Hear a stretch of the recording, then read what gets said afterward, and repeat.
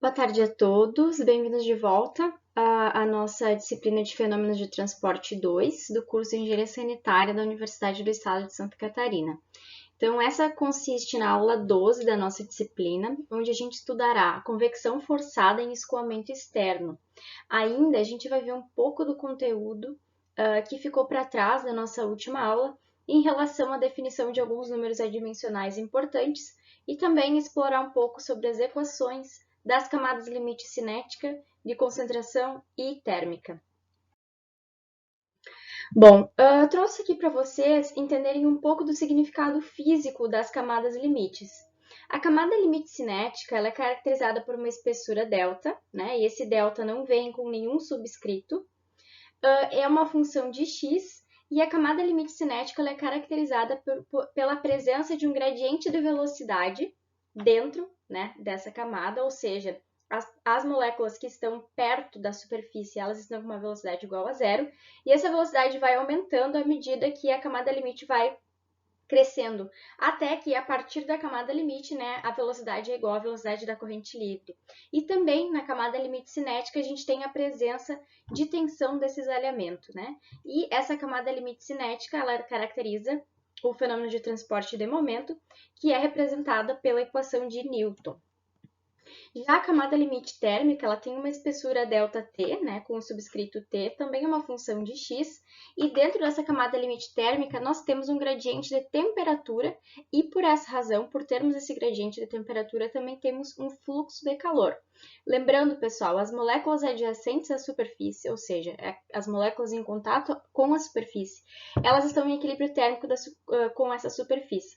E a partir do momento então, que vai crescendo essa altura dessa camada limite térmica, a gente tem um gradiente de temperatura, visto que o ar passando por essa superfície, ou o fluido que for, está numa temperatura diferente da temperatura da superfície.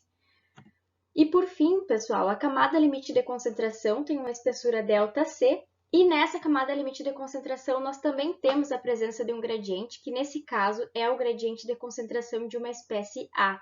E esse gradiente de concentração faz surgir, então, um fluxo mássico entre a corrente de fluido que passa por uma superfície. Então, existem diferentes concentrações de uma espécie A na superfície e no fluxo do fluido que passa por essa superfície. Então, como ponto-chave central, né, que caracteriza as três camadas limites, é justamente o surgimento de um gradiente, né? Para a camada limite cinética, um gradiente de velocidade, para a camada limite térmica, um gradiente de temperatura, camada limite de concentração, um gradiente de concentração de determinada espécie.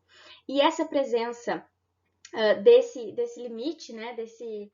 Dessa camada limite e desse gradiente dentro dessas camadas limite, né, faz com que surja então uma resposta que no caso da camada limite cinética é a tensão de cisalhamento. Lembrando que para o caso da camada limite cinética, né, nós temos a força que se opõe ao escoamento como sendo a viscosidade, né?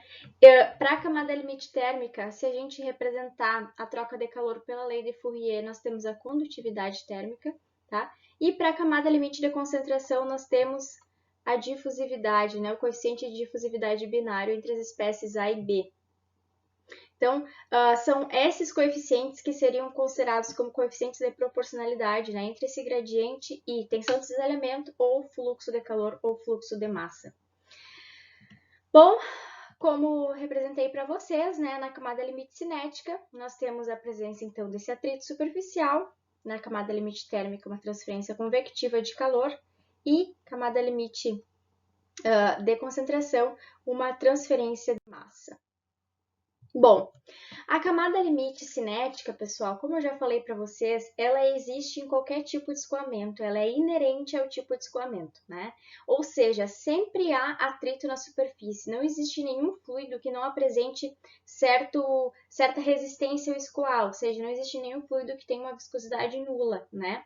Entretanto, a gente consegue evitar a formação de uma camada limite térmica e de concentração, como?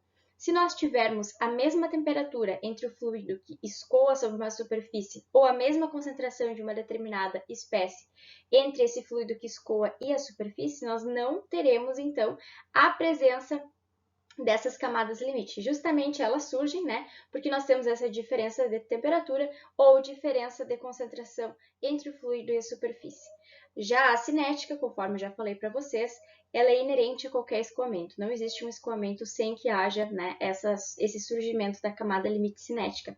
E, portanto, pessoal, a partir dessa explicação, a gente consegue ver que as camadas limites dos três fenômenos de transporte, né, de momento, energia, no caso calor, e massa, elas não são iguais, ou seja, elas são similares, né? Mas elas não são iguais. Então, se a gente considera um gradiente de temperatura, né, gradiente de concentração e gradiente de velocidade na direção z, a gente tem as três equações das camadas limite, né, pessoal, representadas aqui. Então, lembrando, desconsideramos z, então estamos considerando só a variação em x e y, tá? Tanto para a camada limite térmica, lembrando, esses aqui são os nossos vetores, tá? Eles poderiam ser representados assim. E se a gente desconsiderar, então, essas ficam as nossas equações das camadas limite, tá, pessoal? Vejam que nós temos algumas similaridades, né, em relação a essas equações. Bom, se nós desconsiderarmos os dois efeitos da camada limite cinética e térmica, da camada limite cinética, o gradiente de pressão, representado então por essa parcela aqui, e na camada limite térmica, o termo de dissipação viscosa, vejam, a gente vai cair numa similaridade maior ainda, né? A gente terá uma variação de temperatura, né, em x e y, representado aqui com os dois vetores, uma variação de velocidade, uma variação de concentração, e a partir disso nós teremos então uma constante de proporcionalidade, uma derivada segunda em y da temperatura, da nossa velocidade e do nosso gradiente de concentração. Lembrando, pessoal, que esse primeiro termo de cada equação, ele é respectivo à advecção, e o segundo termo, ele é respectivo à difusão. Então, são esses dois mecanismos para que esses termos são representados. Bom, as equações da camada limite, elas são normalizadas principiando-se pela definição de variáveis independentes adimensionais. Então, para conseguir fazer essa resolução da camada limite e da equação da camada limite, conseguir resolver essas equações, né, e retirar perfis de temperatura, de concentração e de velocidade, existem alguns adimensionais, né, que são utilizados para facilitar esse cálculo. Então, esses adimensionais, eles são o comprimento adimensional, né, x, y, a nossa pressão adimensional, que seria a pressão dividida pela massa específica vezes a velocidade da corrente ao quadrado. Também temos aqui a velocidade adimensional, que seria uma velocidade em um ponto qualquer dividido pela velocidade da corrente livre. Temperatura adimensional, né? Temperatura em um ponto qualquer menos temperatura da superfície, dividido por temperatura da corrente livre, né? Do fluido, menos temperatura da superfície. E também, né, pessoal, o adimensional da concentração. Então, o infinito, representado aqui, né, ela é a velocidade do fluido acima da camada limite, ou seja, também chamada de velocidade da corrente livre. Então, esses adimensionais, eles são utilizados, então, para a gente conseguir normalizar essas equações da camada limite. E através dessa definição dos adimensionais, também vão se definir as condições de contorno na forma adimensional, né, para resolver essas equações, que no caso são equações diferenciais parciais, né? Portanto, colocando esses adimensionais dentro das equações da camada limite, a camada limite cinética fica da forma apresentada, né? Onde existe um termo aqui, né, chamado viscosidade cinemática, dividido por V e L, e aqui a gente tem a nossa adoção do nosso primeiro adimensional, super importante, estudado nessa disciplina, que é o número de Reynolds, né? Essa viscosidade dinâmica dividido por V, que vai ser a velocidade, e L, que vai ser o nosso comprimento característico, vai caracterizar 1 sobre o número de Reynolds. Então, esse é outro adimensional que a gente vai usar um monte na nossa disciplina, tá? Então, esse adimensional também pode ser dado por massa específica vezes velocidade vezes o L, né, que seria o comprimento, dividido pela viscosidade, tá? Aqui a gente tem, então, na camada limite térmica, tá? A gente também tem essa definição de mais um número adimensional. Esse número adimensional, ele é caracterizado, então, ele vai relacionar essa constante aqui, tá? Essa proporção aqui, que no caso vai ser a difusividade térmica, velocidade e comprimento, tá? E nesse caso, se a gente utilizar, tá, a viscosidade cinemática dividido pela velocidade vezes o comprimento, isso tudo vezes, né, a difusividade térmica dividido pelo comprimento, nós vamos ter 1 sobre o número de Reynolds vezes a difusividade dividido pelo comprimento. E aí, pessoal, a partir disso a gente consegue caracterizar quem é o número de Prandtl, que é o nosso segundo adimensional, muito importante, tá? Então, por que eu estou trazendo isso para vocês? Eu estou mostrando para vocês de onde vêm os adimensionais que nós vamos utilizar no cálculo, tá? Da convecção, tanto em escoamento externo quanto em escoamento interno. Então, esses adimensionais, eles são provenientes de, primeiro, a normalização das camadas limite, tá? Das equações das camadas limite, do corte de alguns termos, tá? E a partir dessa normalização com adimensionais, a gente consegue definir relações que vão facilitar o cálculo e o encontro das condições de contorno para conseguir resolver essas equações. Então, o segundo adimensional, pessoal, é o número de Prandtl, tá? Que ele vai relacionar, então, a viscosidade cinemática dividido pela difusividade térmica. Ou, então, a viscosidade dinâmica vezes Cp, que é a nossa capacidade calorífica a pressão constante, dividido pelo K, que é a condutividade térmica do fluido, tá? Então, alfa é difusividade térmica e a gente sabe, né, que alfa pode ser dado por Q, por K, rho Cp. Bom, e por fim, da camada limite de concentração, a gente também vai tirar um adimensional relacionando, né, esse número, essa proporcionalidade aqui, né, essa constante aqui. Bom, então fazendo, né, a viscosidade cinemática dividido pela velocidade vezes comprimento, vezes tudo isso, viscosidade 1 sobre viscosidade cinemática vezes essa difusividade binária, né, entre A e B, a gente tem que isso é igual a 1 sobre Reynolds vezes DAB dividido pela viscosidade. E assim, a gente define o nosso terceiro adimensional, que é o número de Schmidt, que vai ser a nossa viscosidade cinemática dividido pelo DAB. Então, pessoal, 3 números adimensionais importantes, que são oriundos de 3 fenômenos de transporte diferentes, né? Reynolds, fenômeno de transporte de momento, então a equação da camada limite, né, em relação da camada limite cinética. Prandtl, então, que vem da equação da camada limite térmica, e o número de Schmidt, que vem a partir da camada limite de concentração. Lembrando que esse Vzinho aqui, né, na verdade é uma letra grega, é viscosidade cinemática, e velocidade vai ser também representada por U infinito, né, que seria a velocidade da corrente livre fora da camada limite.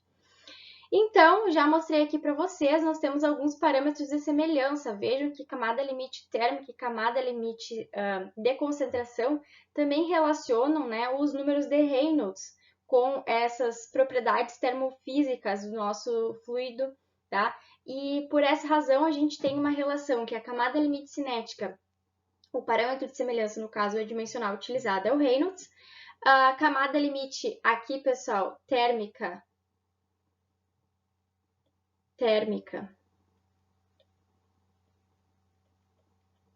é Reynolds e Prandtl, e aqui a camada limite de concentração vai ser o Reynolds e o número de Schmidt, tá?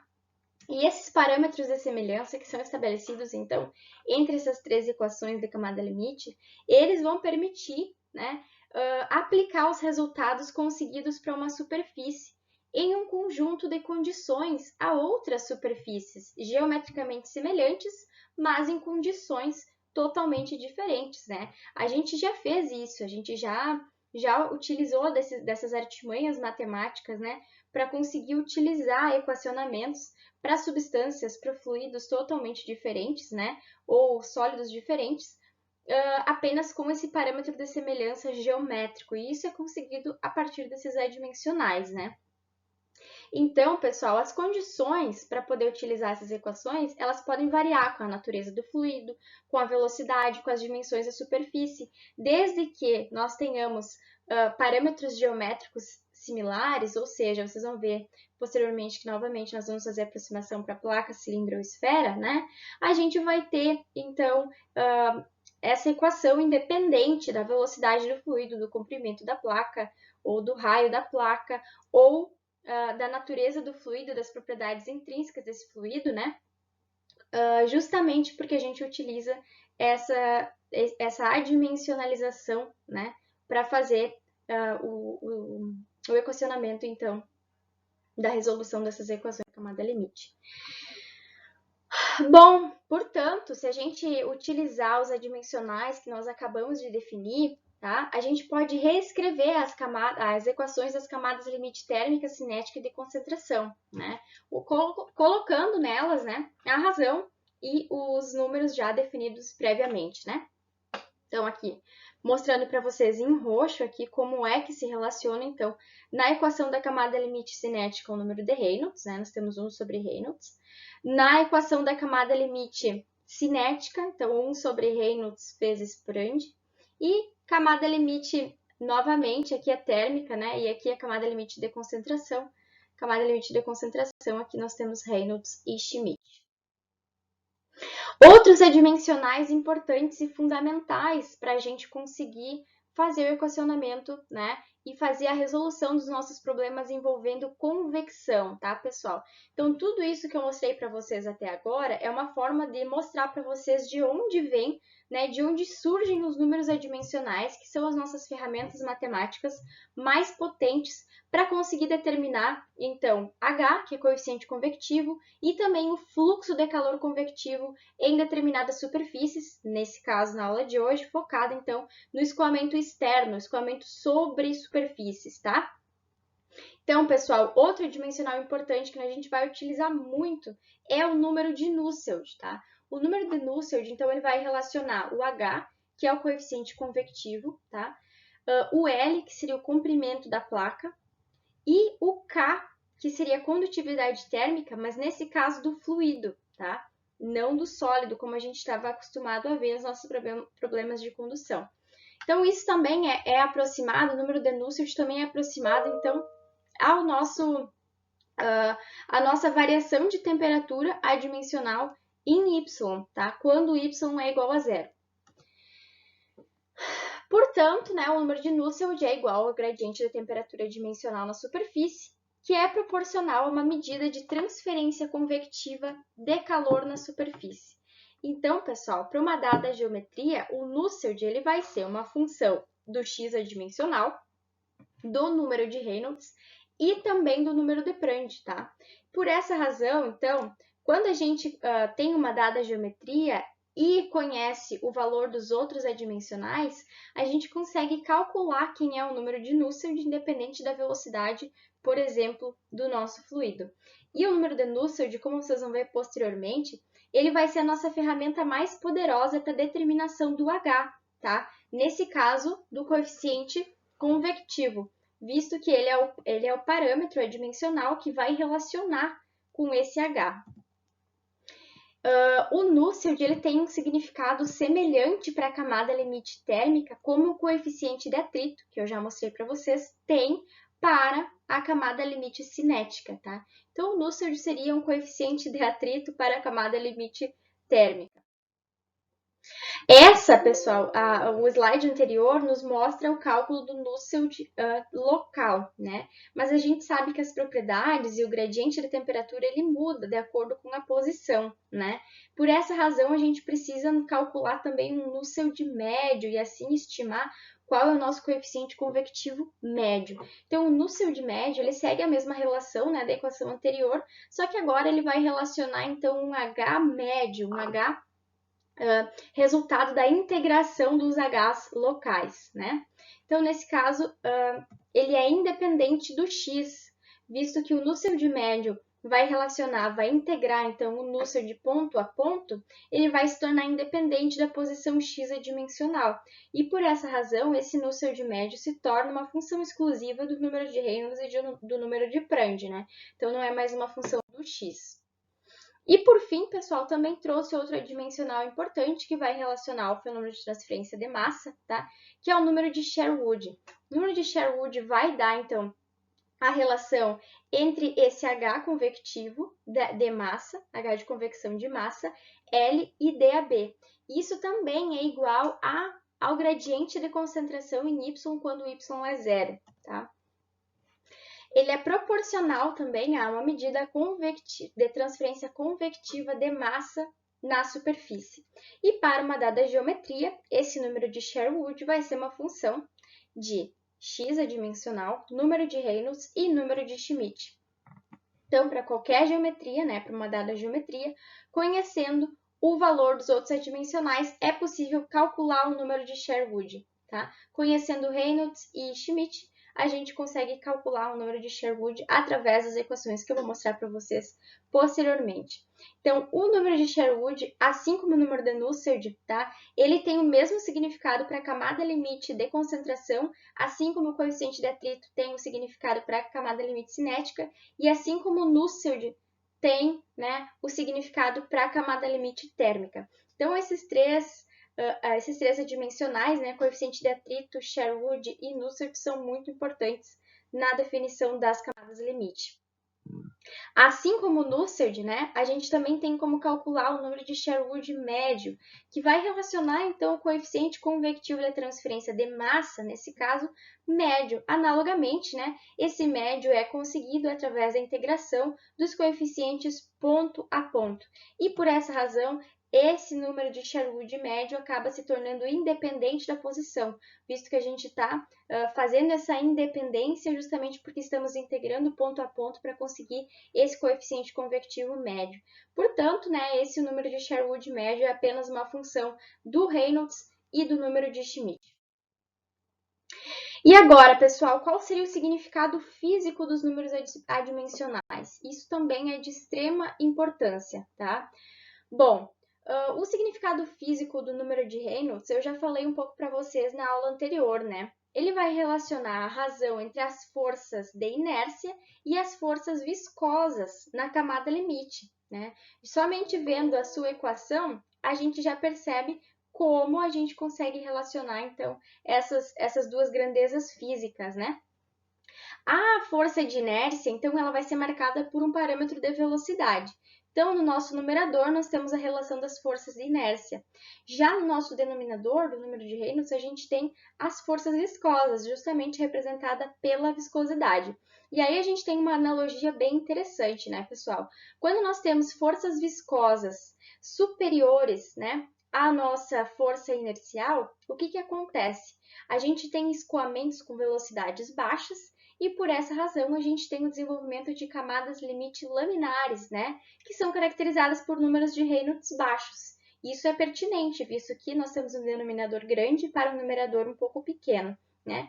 Do contrário, quando a gente começa a ter uma força inercial maior, né, ou seja, uma velocidade maior, a gente já passa por um regime de escoamento diferente, a gente passa por um regime turbulento, com a formação de flutuações dessa velocidade.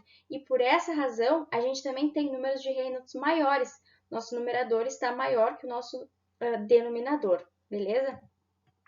Então, é exatamente o que eu falei para vocês agora, né? Reynolds grandes possuem forças de inércias dominantes, enquanto escoamento laminar tem predominância de forças viscosas. O número de Prandtl, gente, ele vai fazer uma razão entre a difusividade do momento e a difusividade térmica, né? A gente vai ter, então, difusividade do momento representada aqui pela viscosidade cinemática e difusividade térmica representada justamente pela nossa difusividade térmica. Então, ele vai dar uma medida de eficiência relativa de transporte de momento e de transporte de energia nas camadas limite cinética e térmica, respectivamente. E, por fim, pessoal, o número de Schmidt, que é caracterizado, né, que é retirado da nossa camada limite de concentração, ele também vai ser uma medida da eficiência relativa do transporte de momento e de massa por difusão nas camadas limite cinética e de concentração, respectivamente, né? Número de Schmidt a gente também já viu a definição. Beleza? Então, esses 6 números adimensionais que a gente trabalhou agora são muito importantes para a gente entender os nossos conteúdos posteriores quando a gente estudar convecção forçada. Lembrando, muito importante, não podemos confundir o número de Nusselt e o número de Biot. Ambos possuem um equacionamento semelhante. Nós temos a relação entre um coeficiente convectivo, um comprimento e uma condutividade térmica. Mas lembrando, o número de Nusselt leva em consideração condutividade térmica de fluido, enquanto que o número de Biot ele é utilizado nos nossos cálculos de transferência de calor por condução em regime transiente. Lembrem, foi o que a gente aprendeu há 2 aulas anteriores. Nesse caso, a gente também tem essa relação exatamente igual, mas o K utilizado no número de Biot é a condutividade térmica de um sólido e não do fluido. Então, a gente tem que cuidar para não confundir esses dois adimensionais. Quando estamos tratando sobre condução em regime transiente, que precisamos fazer definição de alguns adimensionais para utilizar o método gráfico para os cálculos de condução em regime transiente, nós utilizamos o número de Biot. Quando nós queremos utilizar, então, adimensionais para o cálculo de convecção, a gente utiliza o número de Nusselt. Bom, o método empírico. Como é que a gente utiliza o método empírico, então, para determinar agora a convecção forçada sob superfícies, tá? Por que a gente utiliza esse método empírico que eu vou apresentar hoje na aula para vocês? 2 objetivos principais. O primeiro é determinar os coeficientes de convecção H em geometrias diferentes de escoamento. Então, um dos nossos grandes problemas quando a gente utilizar esse método empírico, um dos nossos principais objetivos nessa utilização é a determinação de H. E também a gente vai querer determinar as formas específicas das funções que vão representar esses coeficientes. Como são determinados os coeficientes de H, né? Como é que a gente vai determinar o coeficiente convectivo de determinado fluido em determinado problema apresentado, em determinado problema de engenharia? A gente vai determinar H a partir do número de Nusselt, né? Que vai permitir esse cálculo de H. Então, vocês já veem que o nosso número de Nusselt vai ser uma das chaves a serem utilizadas, então, nesse nosso cálculo do escoamento externo sobre superfícies. Bom, eu já mostrei para vocês que o número de Nusselt ele é uma função do Reynolds e do Prandtl, né? Ele é uma função desses 2 números adimensionais. E essa é uma equação que vai conseguir relacionar e calcular o número de Nusselt a partir do conhecimento de 2 adimensionais prévios, tá? Esse C, M e N são constantes definidas e apresentadas, então, nos próximos slides. Lembrando, pessoal, que as propriedades do fluido elas variam com a temperatura através da camada limite. A gente já viu isso, né? Por essa razão também que a gente utilizava o cálculo dos Nusselt e do Sherwood médio, né? Mas a gente também tem que levar em consideração que essas variações das propriedades elas acabam influenciando a taxa de transferência de calor. E como é que a gente vai levar em conta essa influência? Então, existem 2 formas principais. A primeira forma é tratar todos os problemas utilizando uma temperatura média, TF, temperatura do fluido média. Então, a gente utiliza uma temperatura média da camada limite, onde nós temos a relação de uma média aritmética entre a temperatura da superfície e a temperatura do fluido. Já a forma 2, pessoal, ela vai fazer com que se estime as propriedades na temperatura do fluido, temperatura infinito, e multiplique esse segundo membro da equação de Nusselt por um fator adicional. E esse fator adimensional vai ser uma relação entre números de Prandtl ou entre viscosidades, aqui do fluido e da nossa superfície elevada a um R também, que vai ser apresentado a seguir. Então, essas são as 2 formas da gente considerar essas variações da velocidade, das propriedades do fluido dentro dos nossos cálculos e do nosso equacionamento dos adimensionais. Bom, pessoal, esse slide e os próximos 2 slides são slides fundamentais para que a gente resolva os nossos problemas de convecção forçada em escoamento externo. Então, quero que vocês deem uma atenção especial, porque aqui eu apresento um passo a passo de como calcular e de como determinar, então, os problemas de engenharia envolvendo cálculo de convecção forçada. Lembrando, todas as relações apresentadas a seguir serão oriundas da resolução das equações diferenciais parciais da camada limite cinética, térmica e de concentração.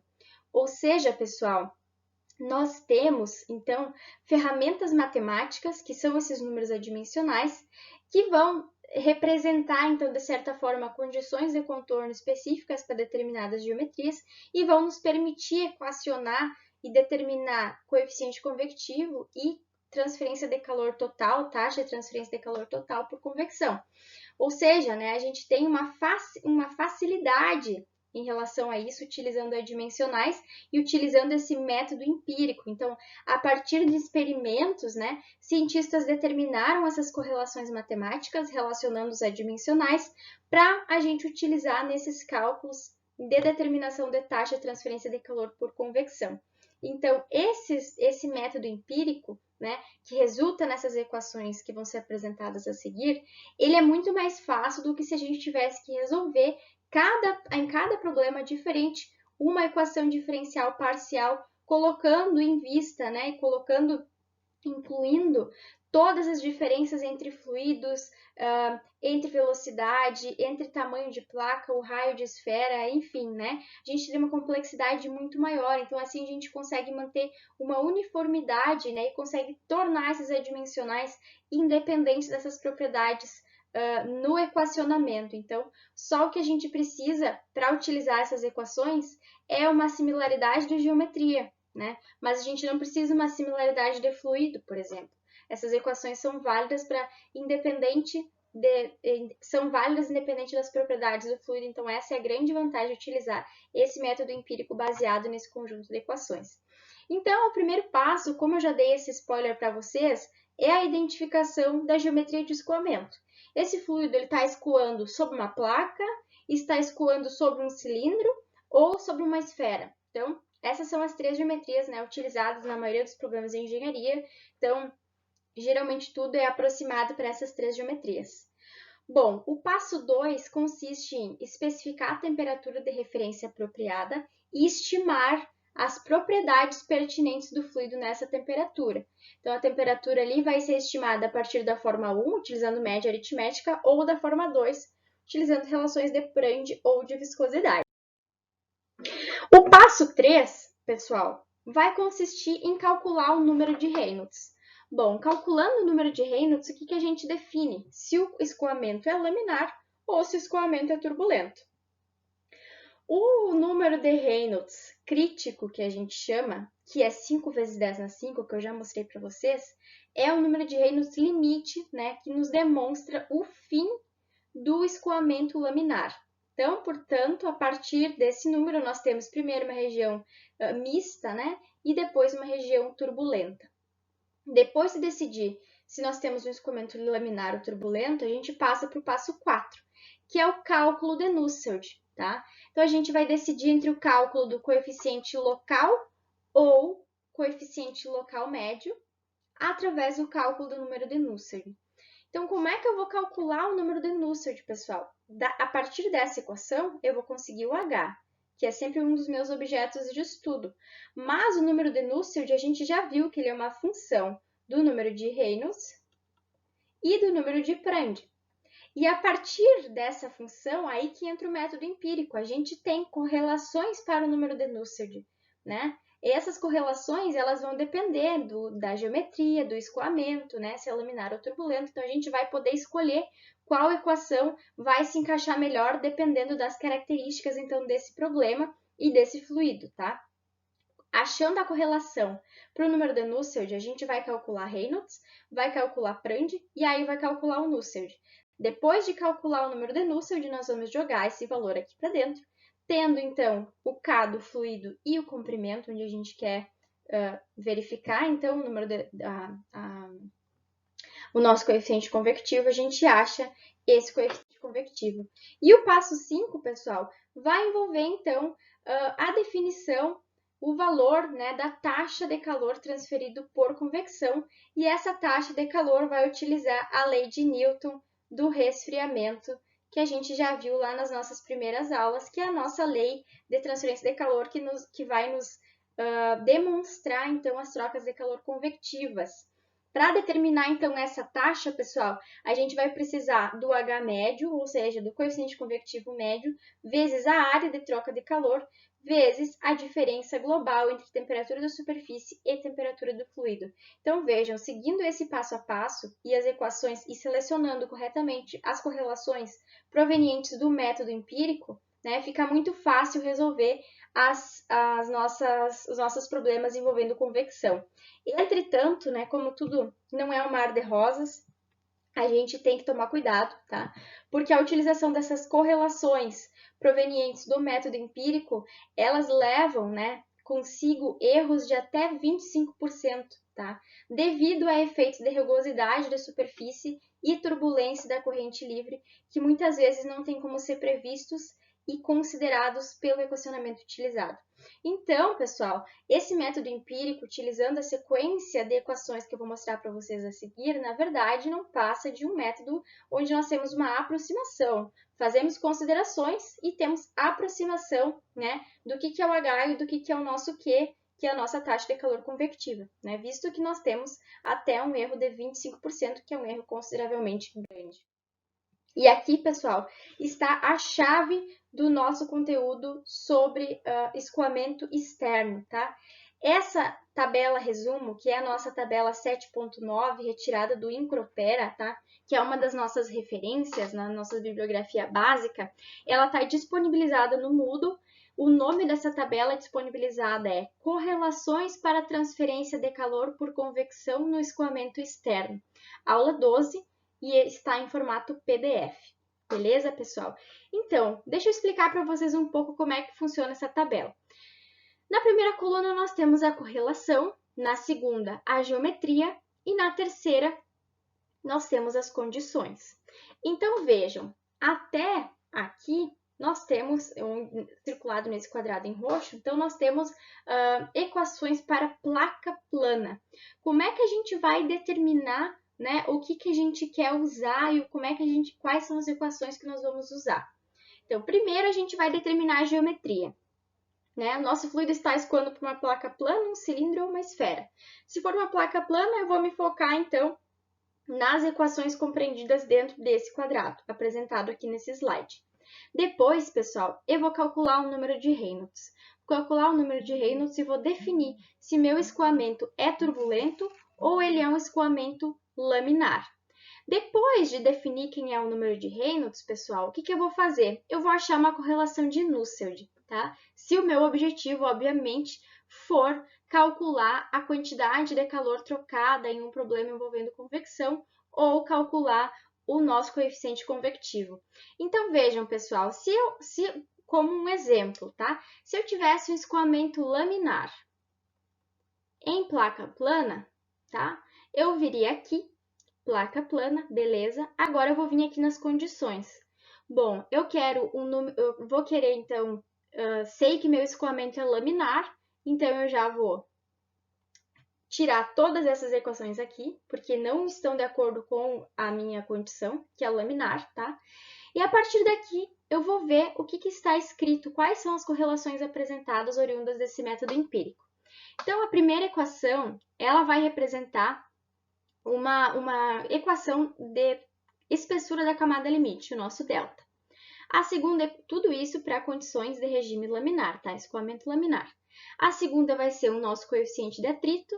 Opa, aqui eu tenho o número de Nusselt. Bom, aqui eu tenho o cálculo do número de Nusselt a partir da terceira equação. Esse Nusselt, lembrando, é um Nusselt local.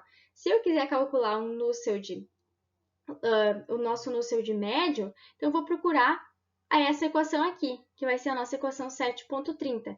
Então, vejam, eu mostrei para vocês que o Nusselt médio é sempre função do Reynolds e do Prandtl, né? Nesse caso, a correlação para cálculo do número de Nusselt vai ser 0,664, Reynolds não 1/2, Prandtl não 1/3. Então, eu vou calcular o número de Reynolds, o número de Prandtl, vou achar quem é meu número de Nusselt. Com o número de Nusselt, ó, calculei Reynolds, calculei Prandtl. Achando o número de Nusselt através desse equacionamento aqui, eu vou com esse valor e jogo na equação do adimensional Nusselt. E a partir disso, pessoal, o que eu tenho? Eu tenho já a minha condutividade térmica do fluido e tenho o comprimento da minha placa. Logo, eu consigo achar quem é o meu H, né? E nesse caso, se eu utilizar a equação do Nusselt médio, o H que eu consigo é o H médio, tá? Obviamente, né? Sempre essa relação. Se eu calculo o Nusselt local, eu acho o H local. E aí, pessoal, tendo o meu H médio, tendo meu coeficiente convectivo médio, o que eu faço? Eu consigo utilizar ele na minha equação da convecção e consigo determinar quem é minha taxa de transferência de calor. Então, vejam que simples que acaba ficando, né? O meu grande critério, né, vai ser determinar exatamente a geometria e o regime de escoamento para eu poder usar a melhor equação possível. Se eu quisesse também calcular, por exemplo, o meu coeficiente de atrito médio para esse escoamento, poderia utilizar a equação 7.29. Se eu quisesse determinar qual é a espessura da minha camada limite térmica, eu poderia utilizar a equação 7.24. Então, essa tabela vai mostrar para vocês quais são as equações, as correlações provenientes do método empírico adequadas para utilizar em cada problema de convecção, tá? A partir desse ponto, pessoal, eu vou apresentar para vocês de forma rápida, resumida e tentarei ser didática, cada uma das equações apresentadas tá, naquela tabela 9.2 e quando utilizá-las. Então, o primeiro escoamento que a gente vai trabalhar aqui, que vai ser basicamente o foco, quando falaremos sobre escoamento, sobre cálculo de convecção, de taxa de calor por convecção em escoamento externo. Então, a primeira geometria estudada será a placa plana. Será, então, também o nosso foco, tá, pessoal? Para fluxo laminar, para uma placa plana, vocês vão encontrar naquela tabela que o cálculo da espessura da camada limite pode ser feito através da fórmula apresentada ali, né? Então, essa é uma correlação empírica. E o cálculo do coeficiente de atrito também. Lembrando que esses dois parâmetros, espessura da camada limite e coeficiente de atrito, eles podem ser calculados a partir do conhecimento do número de Reynolds, tá? Ambos dependem do número de Reynolds. Então, conhecendo a velocidade dentro da camada limite, as equações de conservação de energia e de espécie podem ser resolvidas. Logo, pessoal, o número de Nusselt local tem a forma. Vejam, o número de Nusselt que vai relacionar a nosso coeficiente convectivo, tá? O nosso x, que seria o comprimento, né? O L da placa, um ponto relativo da placa. Lembrando que esse é o Nusselt local. E também relacionando o K do fluido, ele vai ser, então, uma função dos números de Reynolds e Prandtl. Então, aqui eu vou calcular primeiramente o número de Reynolds e o número de Prandtl, e através disso eu vou conseguir um número para o número de Nusselt, tá? Lembrando que essa equação é válida para um fluxo laminar, isso significa Reynolds menor que 5 vezes 10 na 5, e também para um número de Prandtl menor que 50 e maior que 0,6. Tendo, então, o cálculo do Nusselt local, a gente consegue calcular quem é o nosso H, que é sempre o nosso objetivo, e com o H eu consigo calcular o calor nesse local. Entretanto, pessoal, se eu quiser calcular um parâmetro médio, como é o caso do Nusselt médio, tá? Aí eu vou ter que utilizar, então, essa relação aqui. Lembrando que essa relação também é para um fluxo laminar com Prandtl maior que 0,6. Então, nessa relação, a gente tem o Reynolds e o Prandtl, novamente. Não temos mais uma função do tamanho, né, da placa, no caso de ponto a ponto da placa, do x adimensional. E aí, com esse número de Reynolds e com o número de Prandtl, calculamos o Nusselt global. Com o Nusselt global, conseguimos calcular o nosso H global, que seria o coeficiente convectivo global, e a partir desse, a gente consegue calcular quem é o nosso Q global, tá, pessoal? Então, ele vai ser o nosso H global vezes a área, vezes a diferença de temperatura global. Bom, o coeficiente de atrito médio também pode ser calculado, tá? E esse coeficiente de atrito médio, então, vai relacionar também, novamente, o número de Reynolds elevado na menos 1/2 vezes, então, essa constante aqui. Lembrando que todas essas correlações, elas são oriundas, então, de dados empíricos, né? Ou seja, de experimentos. E tem um erro impregnado de até 25%. Bom, pessoal, como eu já falei para vocês, o intuito é sempre determinar qual é a quantidade de calor, né, a ser trocada, como é a equação que eu escrevi para vocês. Para calcular, então, o Nusselt global, a gente primeiro vai calcular o número de Prandtl, considerando, então, que nós temos uma μ, né, que é a nossa viscosidade, Cp e K do fluido, nós temos essas informações. Lembrando que essas informações, elas vão depender de uma temperatura. Essa temperatura será uma temperatura média, né, da camada limite, ou então vai ser uma temperatura oriunda daquela forma 2, tá? Com o número de Prandtl, tá? A gente vai poder, e o número de Reynolds, que a gente já calculou para determinar se o fluxo é laminar ou não, a gente vai determinar Nusselt, tendo Nusselt de médio, é possível estimar o coeficiente de calor convectivo e assim o fluxo de calor convectivo sobre uma placa plana. Então, pessoal, eu decidi deixar bem escrito para vocês e mostrar assim esse passo a passo, evidenciar bem esse passo a passo para que não fique dúvidas quando a gente começar a fazer a resolução dos nossos exercícios. E aí, então, essa é a equação que eu já escrevi para vocês, tá? Calor, taxa de calor vai ser igual ao H médio vezes a área, vezes a diferença global da temperatura entre a superfície e o fluido. Bom, pessoal, e agora para um fluxo turbulento? Para um fluxo turbulento, nós temos correlações diferentes. Então, nessa figura aqui, a gente tem o detalhamento de um fluxo laminar ou um fluxo turbulento, né? Pessoal, a primeira parte do fluxo, como eu já falei para vocês na aula passada, ela é sempre laminar. O desenvolvimento de uma camada limite turbulenta, ela acontece quando as forças inerciais superam as forças viscosas, tá?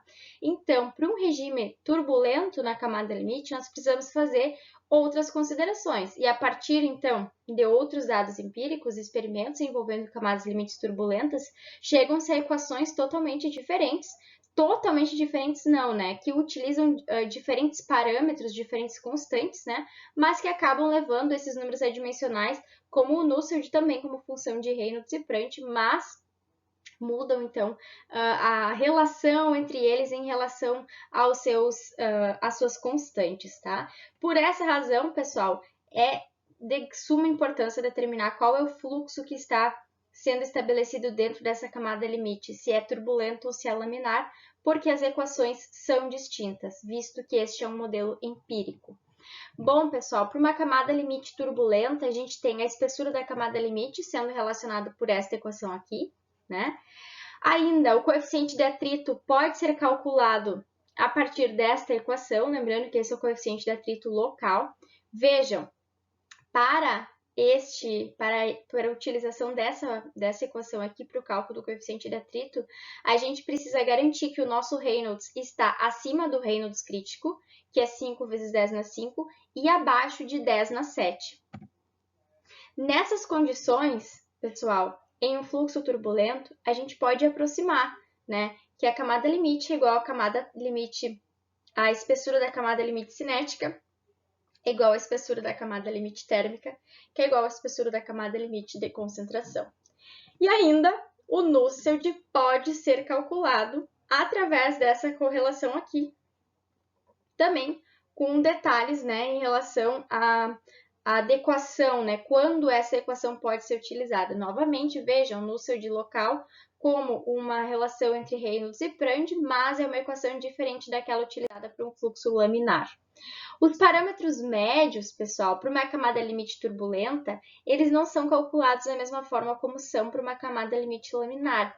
E nesse caso, é considerado uma camada limite mista, tá? Não existem equações para o cálculo dos coeficientes médios para regime turbulento. Então, algumas considerações são feitas. Quais são essas considerações? Sempre, pessoal, antes de se iniciar uma camada limite turbulenta, a gente tem uma camada limite laminar, tá? Portanto, entre meio a esses dois regimes de escoamento, a gente sempre vai ter uma camada limite mista. Se a transição de uma camada limite laminar para uma camada limite turbulenta ocorre na parte traseira da placa, onde o XC, que é o X crítico, sobre L, tá? O X crítico seria a espessura onde termina né, a camada limite laminar. Se isso aqui for maior que 0,95 e menor que 1, então as equações do coeficiente médio do regime laminar podem ser utilizadas, tá? Então, se xc sobre L estiver entre 0,95 e 1, a gente pode utilizar as mesmas equações que nós utilizamos para o cálculo dos coeficientes médios do regime laminar. Entretanto, se essa transição ocorrer em qualquer ponto, né, e que se xc sobre L for menor que 0,95, então os coeficientes médios serão influenciados pelas duas camadas, né? Pelas duas camadas não, pelos dois regimes, tanto laminar quanto turbulenta. Por essa razão, para essa específica condição, a gente vai ter equações para cálculo de Nusselt médio, coeficiente de atrito médio, através de um fluxo em camada limite mista. E essas equações são, tá? Número de Nusselt também com uma relação entre Reynolds e Prandi. Nesse caso, a gente tem um fator A. Esse A é dado por uma relação entre os números de Reynolds. E ainda, tá, o coeficiente de atrito também como uma função de Reynolds, onde Reynolds tem que estar entre o Reynolds crítico e 10 na 8. Então, esse é o cálculo do coeficiente, esse Nusselt médio, então, vai envolver o cálculo do coeficiente convectivo médio, né? Lembrando, então, que o Nusselt é quem relaciona o coeficiente convectivo. Então, primeiro calcularemos Reynolds, depois o número de Prandi, depois calcularemos quem é o Nusselt médio através dessa relação aqui.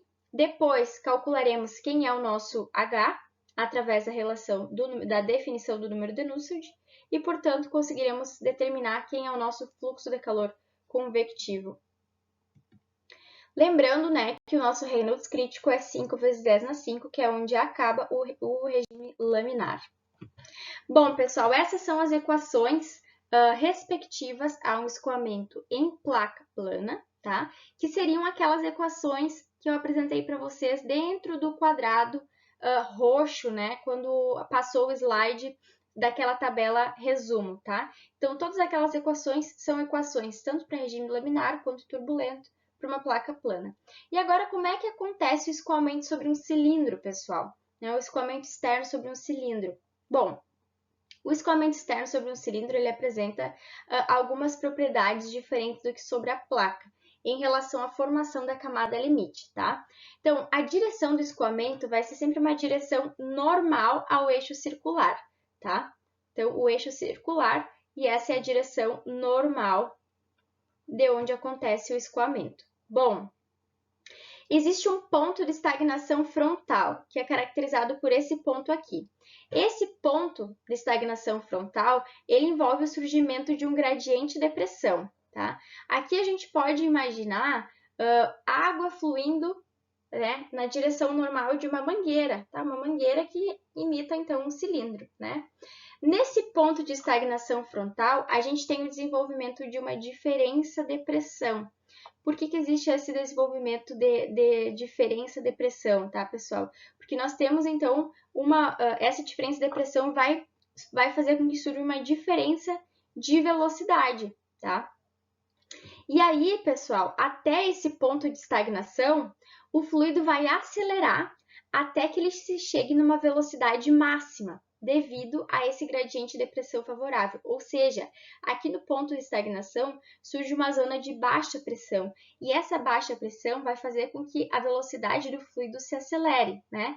Que a velocidade aumente, no caso, que o fluido acelere, fazendo com que ele chegue até a sua velocidade máxima. A partir do nosso ponto de estagnação, a gente tem o ponto de separação. O ponto de separação é evidenciado aqui por essa figura, onde a gente começa uma região mais turbulenta, a gente começa com esses vórtices, tá? E esse ponto de separação, ele vai fazer o deslocamento da nossa camada limite hidrodinâmica, tá? Essa parte aqui, certinha ao redor do fluido, é a nossa camada limite cinética, no caso, a hidrodinâmica, tá? E esse ponto de separação é quando essa camada limite se separa, tá, do nosso cilindro, fazendo então com que a velocidade a certo ponto assuma a velocidade da corrente livre. A partir desse ponto de estagnação, tá? A partir, então, desse ponto aqui, o fluido é desacelerado. Por quê? Porque aqui nós temos um aumento da pressão, e o aumento da pressão é contrário ao escoamento, tá? Então, ele vai fazer uma diminuição da velocidade do fluido, tá? Até que o gradiente de velocidade chega igual a zero. E aí a gente tem o ponto de separação, que é esse ponto onde nós começamos com essas nossas turbulências. No caso, nós começamos com esses vórtices, tá?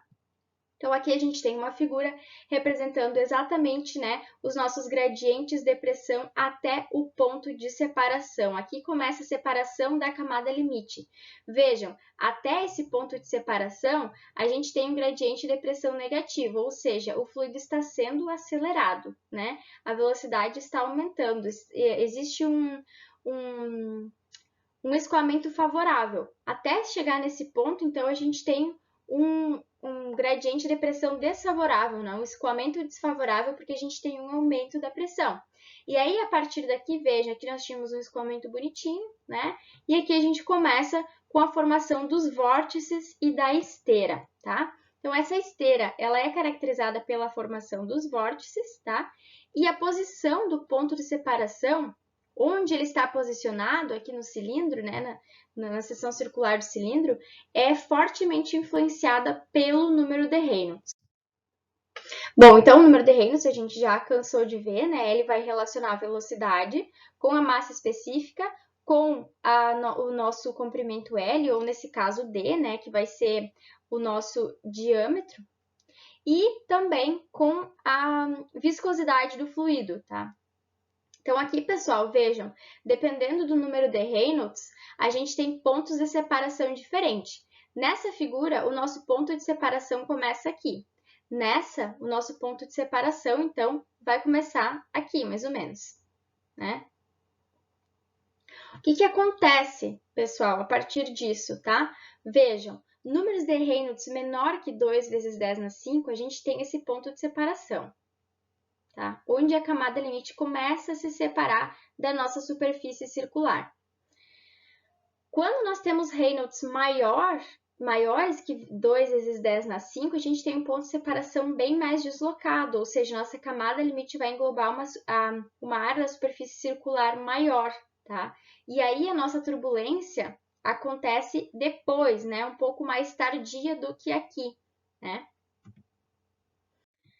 Bom, e aqui a gente tem uma foto para mostrar para vocês de um escoamento, imaginando que isso aqui fosse a mangueira, né, a seção circular da mangueira, aqui nós temos água escoando.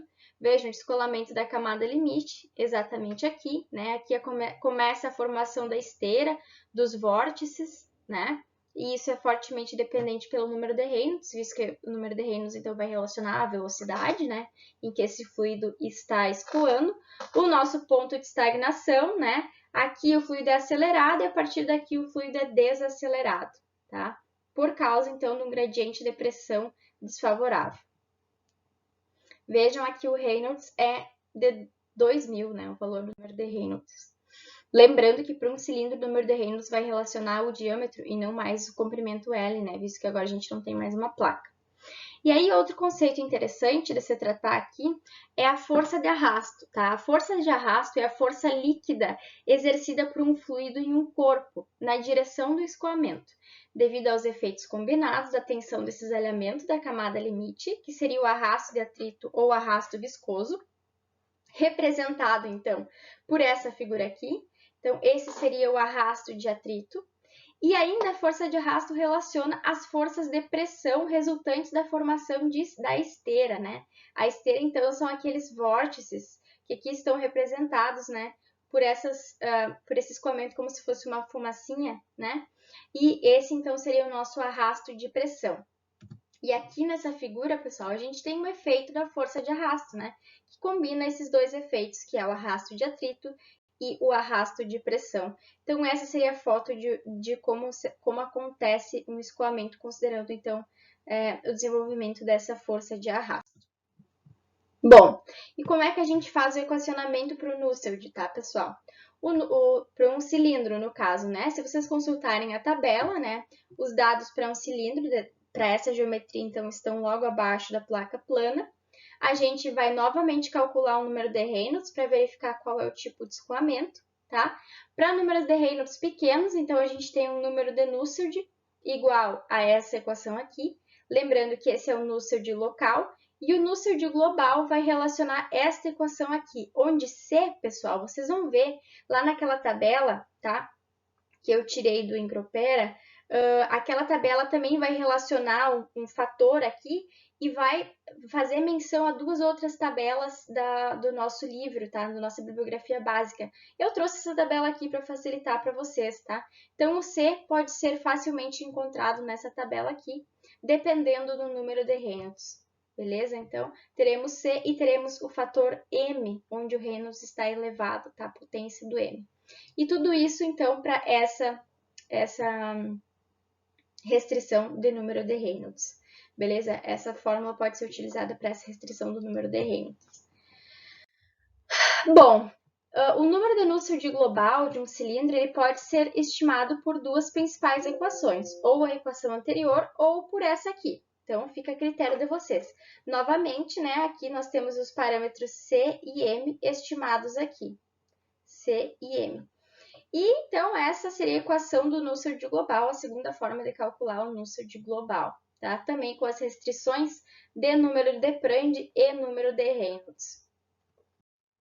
Lembrem que quando precisarem, né, utilizar quando estiverem em mãos a tabela e quiserem utilizar qualquer uma dessas duas equações, vocês podem consultar esses slides para ter acesso às tabelas que vão relacionar C e M. Então, na tabela resumo, pessoal, as equações do Nusselt para os cilindros são, eu enumerei aqui para ficar mais fácil de vocês enxergarem, 7.52, 7.53 e 5.4. Então, as tabelas auxiliares necessárias para essas equações estão dispostas nos slides anteriores. E da mesma forma que para as placas planas, tá? O cilindro segue a mesma metodologia. Calculo o Reynolds para determinar qual é o tipo de escoamento, calculo o Prandtl, a partir disso é determinada a geometria e o tipo de fluxo.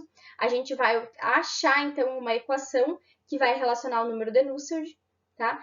Tendo o número de Nusselt global, a gente vai achar o H global e a partir desse a gente calcula sempre o nosso interesse, que é conseguir determinar qual que é a taxa de calor convectiva nesse problema de engenharia envolvendo convecção sobre superfícies, tá? E aí, para uma esfera, pessoal, a gente tem um escoamento muito semelhante daqui para um cilindro, né? Visto que o escoamento do cilindro é um escoamento que ocorre sobre a superfície circular, né?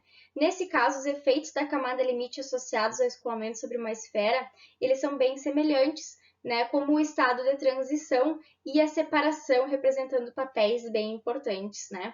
Nosso ponto de estagnação, ponto de separação representado aqui, né? Separação da camada limite da nossa seção circular e nesse caso também o número de Reynolds vai levar em consideração o diâmetro da esfera e não mais L como levava então para o Reynolds de uma placa. Nesse caso o nosso Reynolds para essa foto aqui é de 15.000. Bom, pessoal, o número de Nusselt global para uma esfera, ele pode ser estimado pela seguinte equação, que vai relacionar novamente Reynolds, Prandtl e, nesse caso, a viscosidade, tá? Na tabela resumo, essa equação é correspondente a 7.56 e essas são as restrições que têm que ser seguidas para poder utilizar essa correlação empírica, né? Valores de Prandtl, Reynolds e razão entre viscosidades. Para estimar o coeficiente global de convecção e taxa por calor, né, taxa de calor por convecção, se seguem os mesmos passos para cilindros e para placas planas.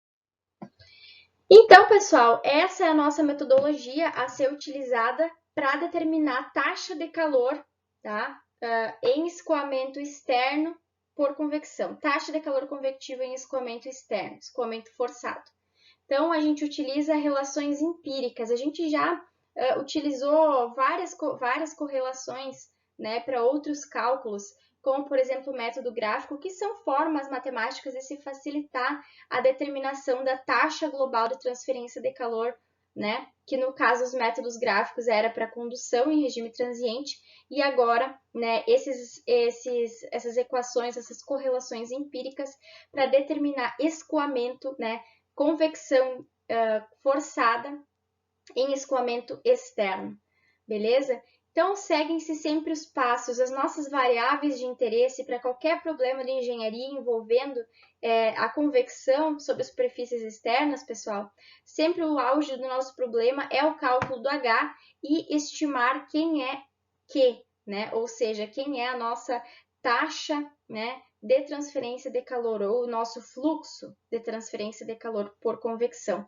Então, a gente utiliza desse passo a passo, cálculo do número de Reynolds, depois cálculo do número de Brande, determinação de qual que é o fluxo e qual que é a geometria, né? Qual que é o regime, se é laminar ou turbulento, qual que é a geometria.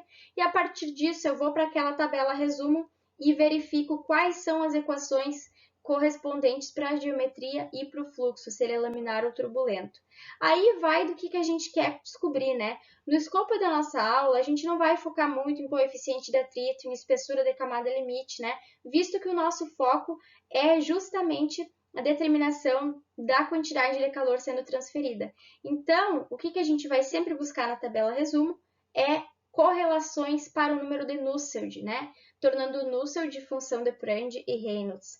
A partir dessa correlação, tendo os números de Prandtl e Reynolds, a gente calcula quem é Nusselt. A partir do número de Nusselt, a gente calcula quem é H, ou seja, o nosso coeficiente convectivo. E se esse coeficiente convectivo for global, calculando a partir do Nusselt global, a gente consegue determinar quem é Q, ou seja, quem é a nossa taxa, né, de transferência de calor por convecção. Então, para a aula de hoje seria isso. Posteriormente, eu já mostro para vocês alguns exercícios envolvendo, né, convecção em escoamento externo.